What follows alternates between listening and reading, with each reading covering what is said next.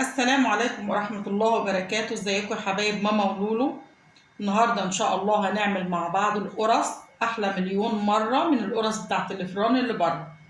كفاية ان انتي بتبقى انضف من بره، وبتأكلي اولادك حاجة نظيفة وبتبقي عارفة انتي عاملاها ازاي، مع طبعا اختلاف ان احنا بنوفر في السعر. القرصة دلوقتي بتجيبيها ب 8 جنيه ولا ب 10 جنيه، وحاجة لا تذكر، صغيرة جدا، والله اعلم بنظافتها ايه، وكلها مكونات بسيطه وحاجات بسيطه جدا. معايا كيلو دقيق، معلقتين ونص سكر، معلقتين لبن بودر او بودره، نيدو ماشي، معلقه كربوناتو كبيره، معلقه خميره فوريه او كيس فوريه، كيس خميره فوريه اللي بيتباع، كوبايه لبن او كوبايه الا ربع حسب ما العجينه تاخد معاكي، طبعا ميه دافيه للعجن، وكوبايه زيت على سمنه. لازم الدقيق اكون لخلاه، لازم الدقيق يتنخل.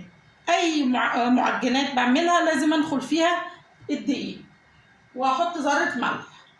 نخلت الدقيق انا عندي هنا، واحط عليه يعني يا دوبك نص معلقه صغيره ملح، وهحط اللبن البودرة عندي، هحط الخميرة فورية، هحط البيكنج باودر،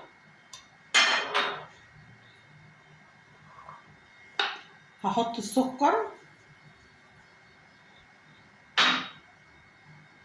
ده كله انا حطيته. هعمل ايه بقى؟ هقلب كل الحاجات اللي عندي دي في الدقيق كويس.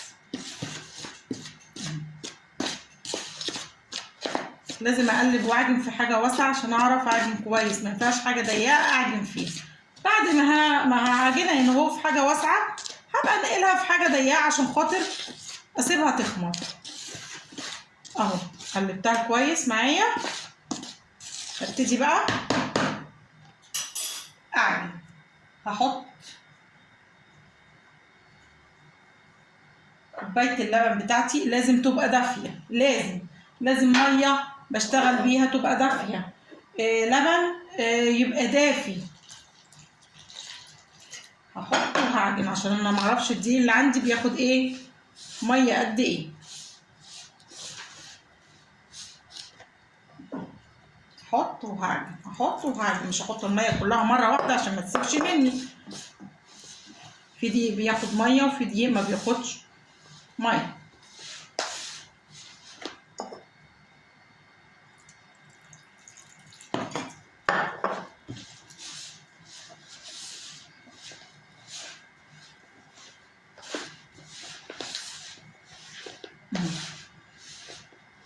لازم اعجن كويس، لازم العجين ياخد حقه في الخدمه في العجن. مش اقل من 10 دقايق عجن بعد ما الم العجينه، يعني بعد ما الم العجينه كمان، مش من دلوقتي. يعني الوقت ده مش محسوب من عجن العجينه، لان كل ده انا بلم في العجينه.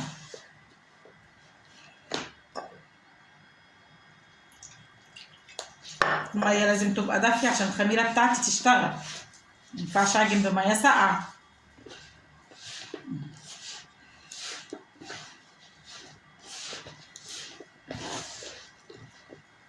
مش هحط الزيت ولا السمنه بتاعتي دلوقتي، لما بعد ما اخدم العجينه بتاعتي واعجنها كويس.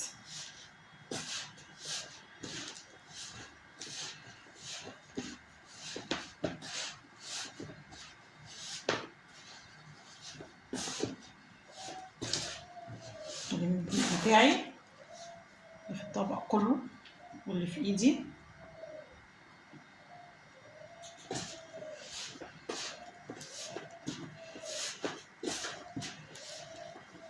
انا محتاجه سنه ميه مش هكتر.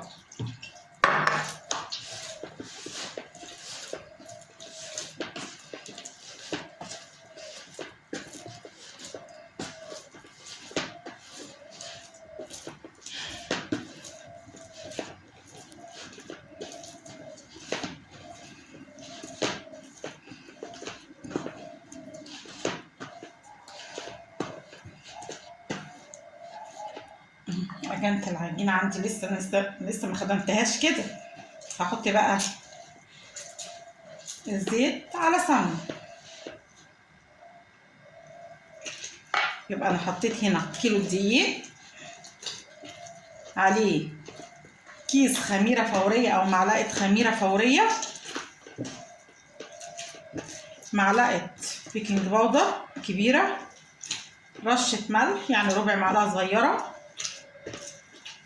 ومعلقتين ونص سكر،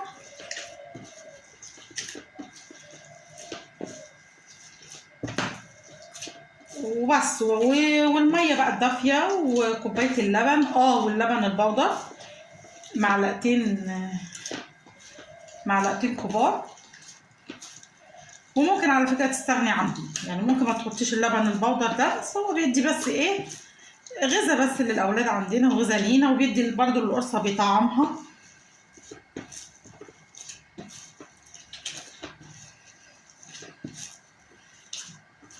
اديها حقها في العجن. بضيف السمنه بتاعتي على الزيت حبه حبه، يعني هتاخد معاكي من، يعني هتتلم وهتبقى كويسه بكوبايه الا ربع مثلا.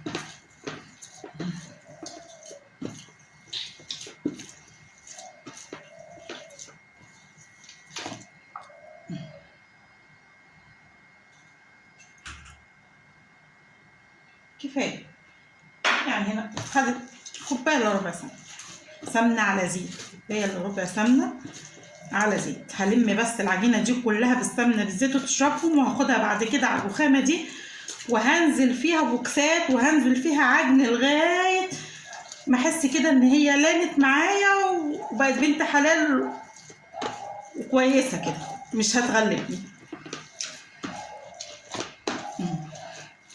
خلاص انا كده هاخدها، هتخانق انا وهي. اشيل الطبق وهمسك بقى عجن بقى، عجن انا وهي كده اهو. هنعجن مع بعض كويس، وانزل فيها ضرب كده لغايه ما تقول حقي برقبتي. كل ما تعجني فيها كل ما تطلع معاكي النتيجه 10/10. ادينيها في العجن لغايه ما تحسي العجينه اتلمت معاكي حلو.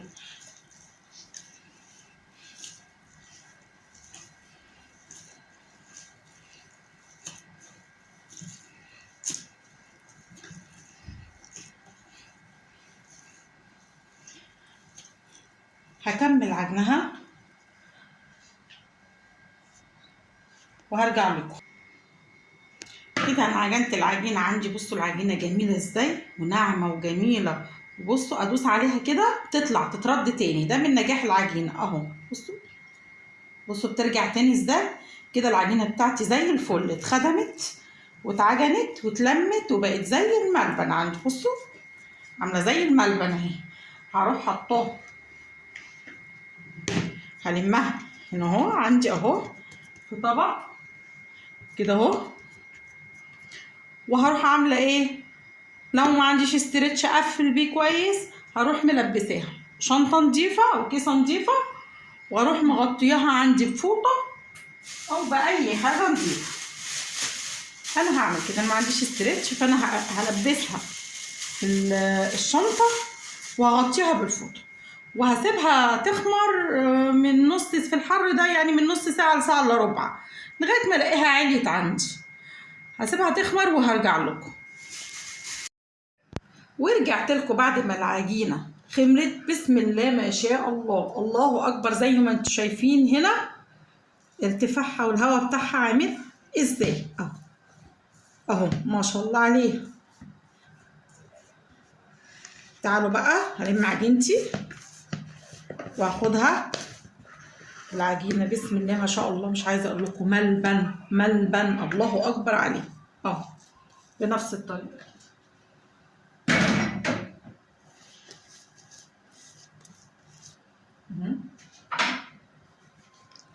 وهلمها بالطريقه دي كده اهو.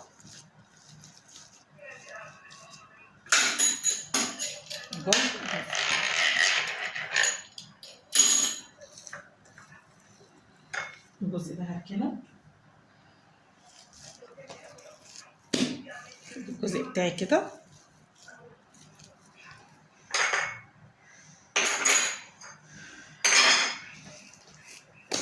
طبعا هنا انا عملت ايه، حضرت بيضايه وفيها، وحطيت عليها فانيليا، كيس فانيليا عشان هدهن بيها وش ايه. بصوا بسم الله ما شاء الله العجينه الله اكبر عليها، حاجه يعني ما اقولكش. تعالي بقى قطعيها كده حسب ما انت عايزه، حجم القرصه بتاعتك.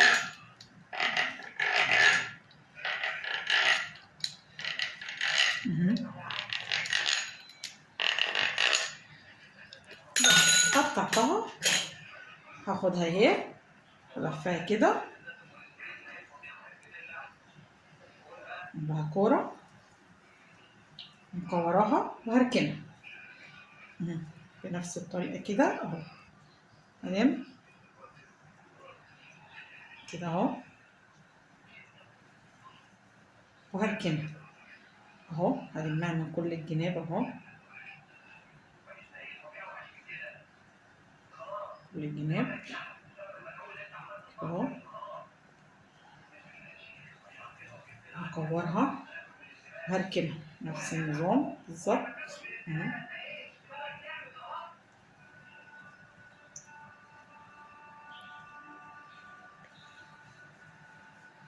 وهركن بسم الله.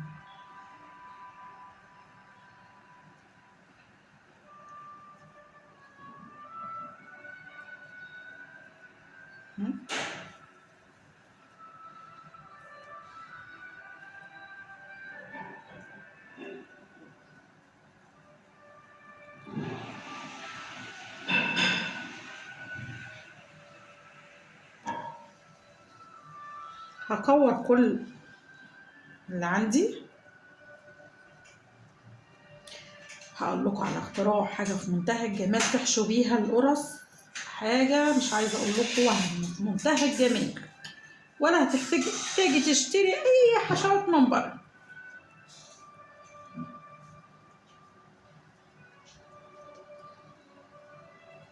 الكرة هتلميها كده حسب الحجم اللي انت عايزاه، تعملي تقطعيها حسب الحجم اللي انت عايزاه هتعمليه اهو.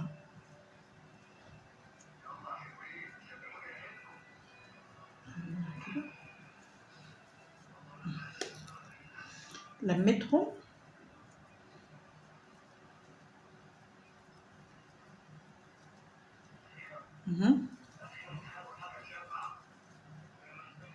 نفس الطريقة دي. تعالوا برضه نلم دي، هتطلع صغننة شوية بس مش مشكلة عادي.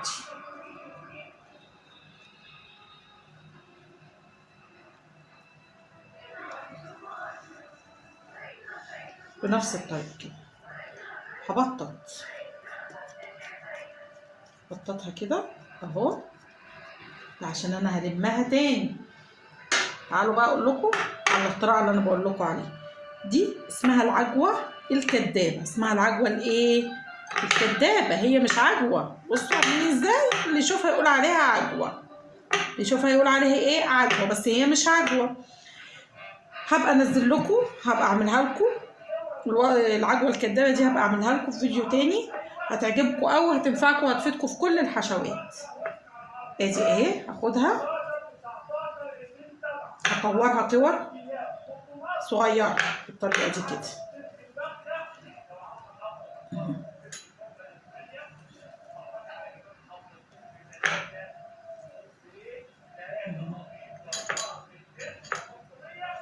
العجوه الكدابه دي مش عايزه اقول لكم على جمالها في الحشوات، في الجلاش، في القرص، في اي حاجه عايزه تحشي بيها، في منتهى الجمال. مفيهاش بلح خالص، مفيهاش عجوه خالص، وكلها حاجات موجوده في البيت، سهله وبسيطه جدا. من 3 مكونات هتعملي العجوه الكدابه. همسك القرصه اللي انا عملتها دي احط فيها كده اهو، هغسل ايدي بقى والم القرصه اهو، هلم القرصة بالطريقة دي بس كده،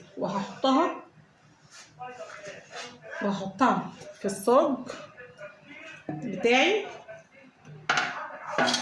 بالطريقة دي، وهديها بس دوسة ايه بسيطة كده. اعمل حساب ان هي لسه هتخمر تاني، يعني كده اهو مثلا نفس الطريقة كده.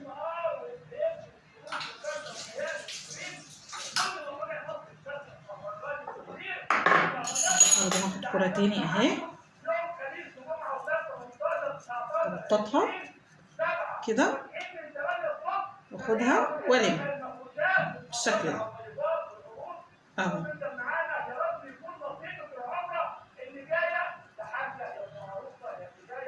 هاخدها احطها في الصاج وهبططها نفس الطريقة.